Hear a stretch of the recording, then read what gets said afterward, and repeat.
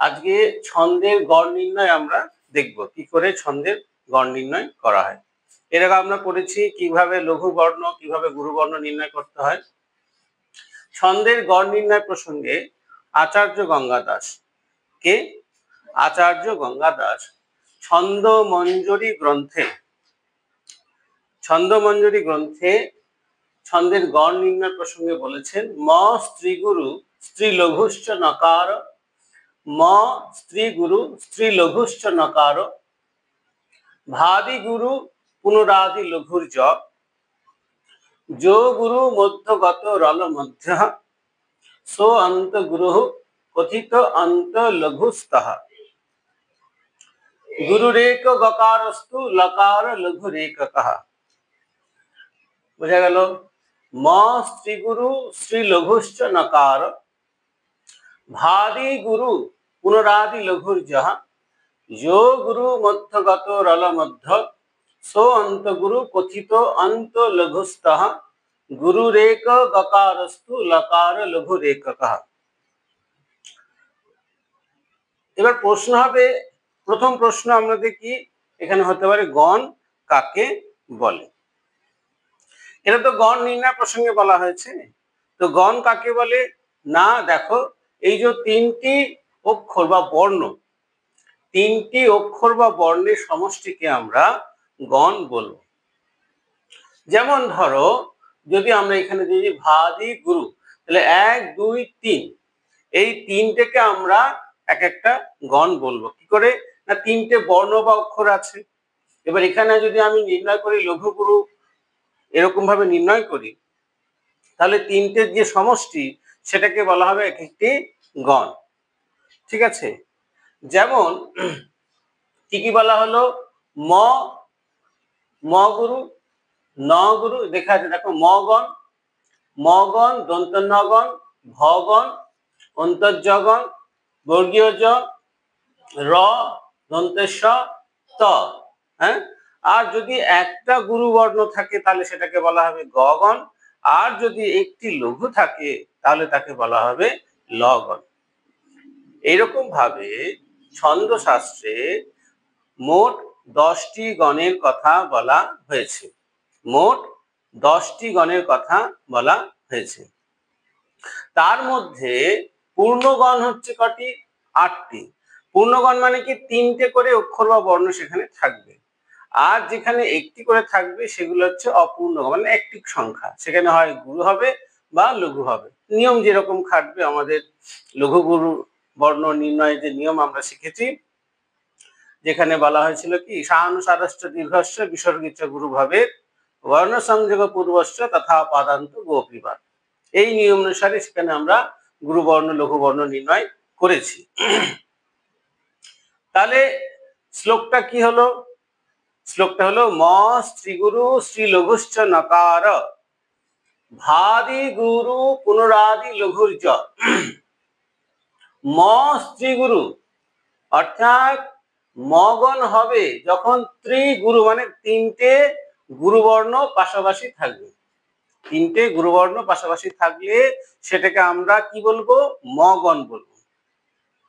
Next, স্ত্রী লঘুশ্চ knocker, তিনটি বর্ণ বা অক্ষর যদি পরপর লঘু হয় সেটাকে আমরা কি গণের মধ্যে আনবো? নগণ, দন্ত নগণ। তারপরে বলা হচ্ছে ভাদি গুরু, এবার এই তিনটে বর্ণের মধ্যে প্রথমটা যদি আদিটাও যদি গুরুবর্ণ হয়, আদিটা যদি গুরুবর্ণ হয় তাহলে কি গণ বলা হবে? তাকে ভগণ বলা হবে। ঠিক আছে? পুনরাদি লঘুর য়, পুনরাদি লঘুর য়, অর্থাৎ আবার যদি পুনরায় আদিবর্ণ লঘু হয়, আদিবর্ণ লঘু হয়, তাহলে তাকে আমরা কি বলবো? অন্তর্জগণ। যো গুরু মধ্যগত রল মধ্য, যো গুরু বর্গীর জয়, যে বর্গীয় যখন কি মাঝখানে গুরু, যো গুরু মধ্যগত, মধ্যগত গুরুবর্ণ যদি থাকে সেই বর্ণকে বা সেই গণকে আমরা বলবো কি গণ? বর্গীয় জ গণ। রল মধ্য, রগণ কখন হবে?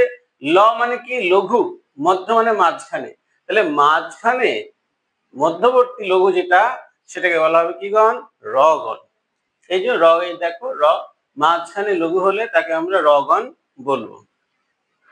সো অন্ত গুরু, সো অন্ত গুরু, দন্ত স গণ কখন হবে? অন্ত গুরু। অন্ত গুরু মানে কি? শেষটা যদি গুরু বর্ণ হয় তাকে আমরা কি বলবো? দন্ত স গণ। কথিত অন্ত লঘুস্থ, কথিত মানে কি? বলা হয় কি অন্ত লঘু, শেষটা যদি লঘু বর্ণ হয় তাহলে তাকে আমরা কি বলবো? বা লঘু গণ হয় তাহলে তাকে আমরা ত গণ বলবো। ঠিক আছে, দেখো তাহলে আমরা কি কি পেলাম? আমরা পেলাম এখানে, আমরা পাচ্ছি কি? ম গণ, ম গণ পেলাম, ন গণ পেলাম, ভ গণ পেলাম, জ গণ পেলাম, বর্গীয় জ পেলাম, র পেলাম, দন্তের স পেলাম, ত গণ পেলাম। আর কি?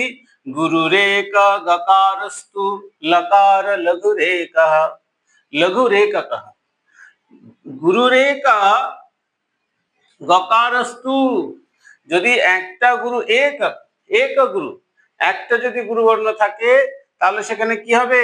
তাহলে সেখানে গ গণ হবে। আর যদি একটা লঘু থাকে তাহলে তাকে আমরা কি বলবো?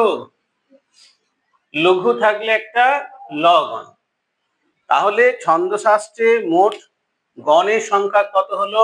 ছন্দশাস্ত্রে গণের সংখ্যা হলো মোট 10টি। ঠিক আছে, পরীক্ষায় প্রশ্ন আসতে পারে যে ছন্দশাস্ত্রে বা ছন্দমঞ্জরি গ্রন্থে মোট কটি গণের কথা বলা হয়েছে? 10টি গণের কথা বলা হয়েছে। আবার যদি বলে কটি পূর্ণগণের কথা বলা হয়েছে তখন বলতে হবে 8টি, যথা এই এই এই। আবার প্রশ্ন আসতে পারে গণ কাকে বলে? 3টি বর্ণ বা অক্ষরের সমষ্টিকে ছন্দশাস্ত্রে গণ বলা হয়।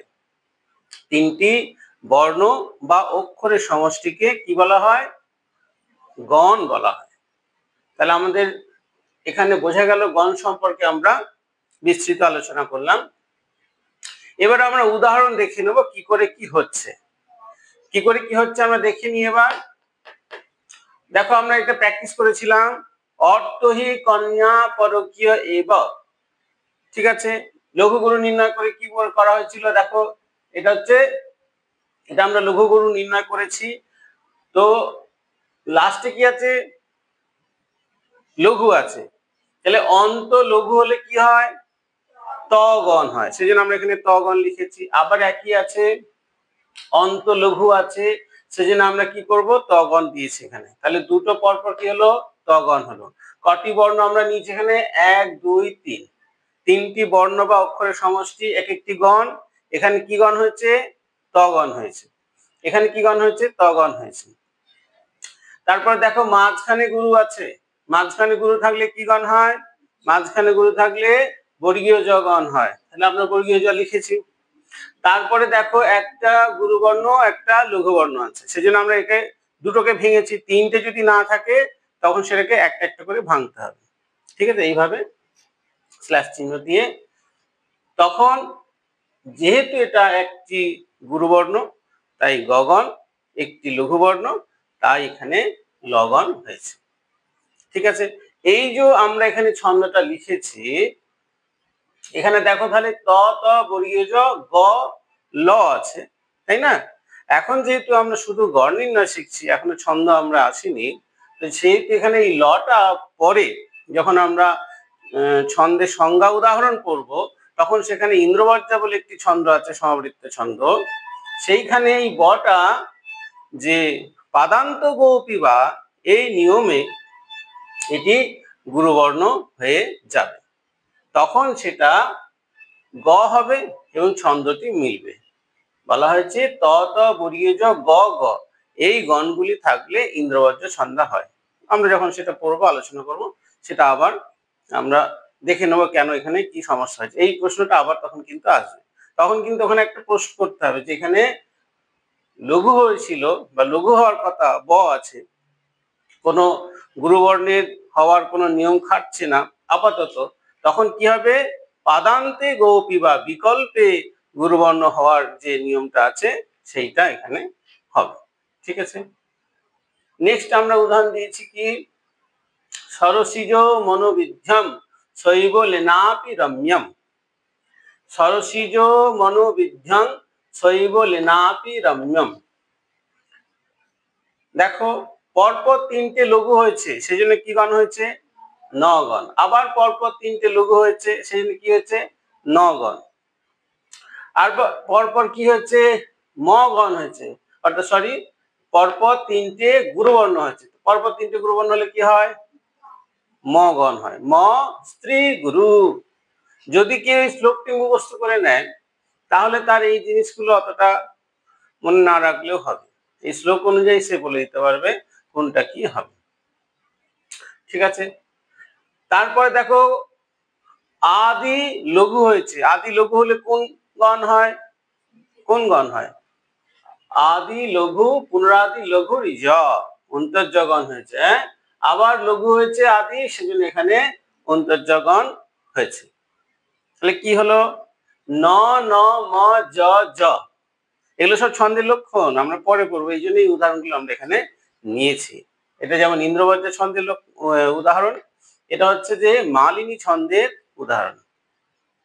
ন ন ম জ জ যুতেয়ং মালিনী ভোগী লোকে। আমরা পরের পাঠে বা পরের পোর্শনে আমরা দেখব ছন্দের লক্ষণ আর উদাহরণ নিয়ে আলোচনা করব। ঠিক আছে, কারো কোনো প্রশ্ন আছে? প্রশ্ন থাকলে আমরা পরে আসছি। আর একবার, ম স্ত্রীগুরু স্ত্রীলঘুশ্চ নকার ভাদি গুরু পুনরাদি লঘুর্য যো গুরু মধ্যগত রল মধ্য সো অন্ত গুরু কথিতান্ত লঘুস্ত গুরুরেক গকারস্তু লকার লঘু রেককঃ। অর্থাৎ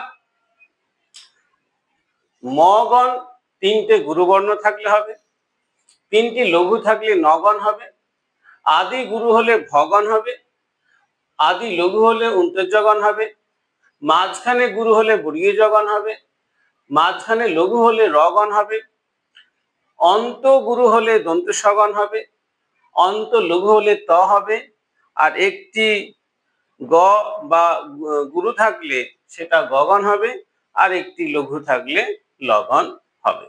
এই হলো আমাদের সংক্ষেপে ছন্দের গণ নির্ণয় আলোচনা। ঠিক আছে।